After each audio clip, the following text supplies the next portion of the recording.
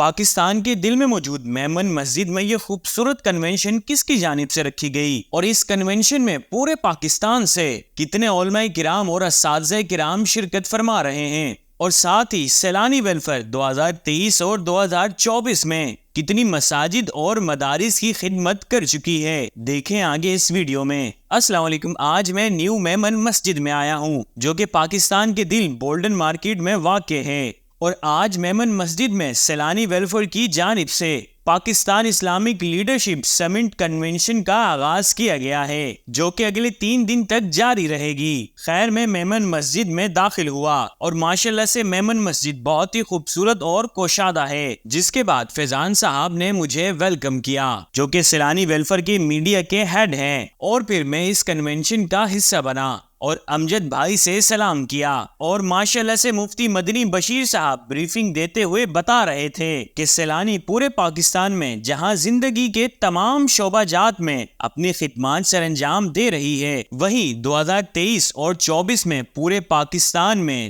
327 مدارس اور 312 مساجد میں اپنی خدمات سر انجام دی ہیں۔ اور میں یہ سن کر کافی حیران ہوا کہ جہاں سیلانی آئی ٹی اور زندگی کے تمام شعبہ جات میں اتنا بڑا کام کر رہی ہے، وہیں مدارس اور مساجد میں بھی اتنا بڑا کام کر رہی ہے، اور اس کنونشن میں بلوچستان سے لے کر کشمیر تک پاکستان بھر سے 1200 سے زائد علماء کرام، مشائخ عظام اور اساتذہ کرام شرکت فرما رہے ہیں، اور ساتھ ہی یہاں کنونشن میں شرکت کرنے والے مہمانوں کے لیے کھانے کا بھی اہتمام کیا گیا ہے، اور آج کے دن ناشتے میں مہمانوں کو چکن چنا اور چائے پیش کی جا رہی ہے۔ اور اب سیلانی ویلفیئر کے چیئرمین جناب علامہ بشیر فاروقی صاحب بھی کنونشن میں تشریف لے آئے، جس کے بعد دارالعلوم میمن کے محتمم جناب مولانا احسن اویسی صاحب نے دارالعلوم میمن اور موجودہ دور کے تقاضوں کے مضمون پر اظہار خیال کیا، اور اسی دوران مفتی اعظم پاکستان مفتی منیب الرحمان صاحب بھی تشریف لے آئے، جنہیں امجد بھائی نے خوش آمدید کہا، اور پھر مفتی صاحب مسجد میں داخل ہوئے جہاں سب نے کھڑے ہو کر مفتی صاحب کا استقبال کیا۔ اس کے بعد مفتی صاحب اور علامہ بشیر فاروقی صاحب بیٹھ گئے، اور اب مفتی مدنی بشیر صاحب نے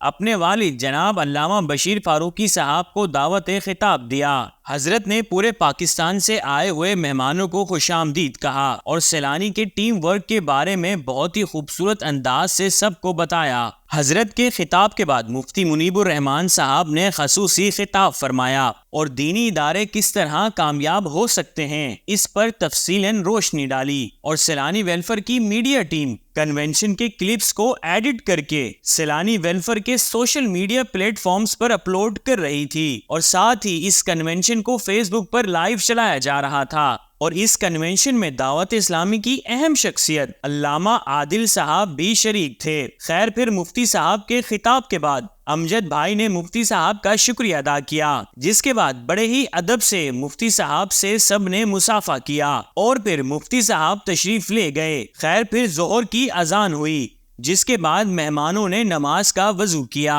اور ظہر کی سنتیں ادا کی۔ ظہر کی نماز ادا کرنے کے بعد تمام مہمان کھانا کھانے لنگر خانے کی طرف چل پڑے، اور ساتھ میں بھی، جہاں سیلانی ویلفیئر کے رضاکار لنگر کو تھالوں میں ڈال رہے تھے اور تمام مہمانوں کو پیش کر رہے تھے، اور ساتھ ہی مہمانوں کو ٹھنڈا پانی بھی پیش کیا جا رہا تھا۔ خیر پھر میں نے بھی لنگر کھانا شروع کیا جو کہ بہت ہی لذیذ تھا۔ کھانے کے بعد پہلے دن کی دوسری نشست کا آغاز کر دیا گیا، جس میں تلاوت کے بعد مفتی عمر فاروق صاحب نے خطاب کرنا شروع کیا، اور اس کنونشن کا سہرا مفتی مدنی بشیر صاحب اور ان کی پوری ٹیم کو جاتا ہے، جنہوں نے 1 ماہ کی طویل محنت سے یہ خوبصورت کنونشن سجائی ہے۔ اوکے، ملتے ہیں کل کی کنونشن میں، جس میں بھی معروف دینی شخصیات شرکت فرمائیں گی۔ اپنا بہت سارا خیال رکھیں۔ اللہ حافظ۔